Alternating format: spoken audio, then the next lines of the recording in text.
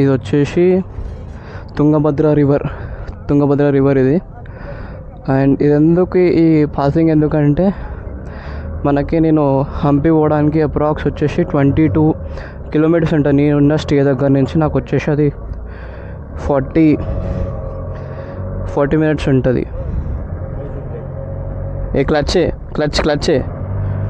So 40 minutes ఉంటుంది.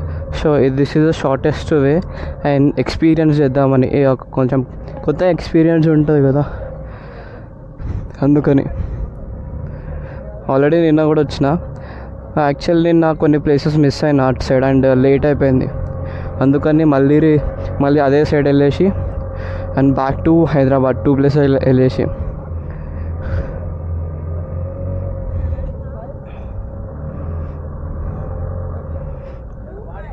మూవీస్లో ఉంటామో కానీ అదేంది